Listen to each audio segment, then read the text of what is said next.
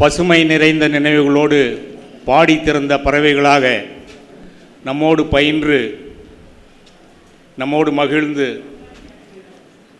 இன்றைக்கு அகத்தியர் மலை சாரலிலே ஆகாய வானிலே மேகங்களாக நம்மை சுற்றி இந்த அருமையான நிகழ்வினை பார்த்து கொண்டிருக்கின்ற நம்மோடு பயின்று நம்மை விட்டு மறைந்து போன நம்முடைய முன்னாள் மாணவர் சங்க மாணவர்களுக்காக நாம் தலை வணங்கி அவர்களுக்காக நாம் இறைவனிடத்தில் பிரார்த்திக்க இருக்கிறோம்.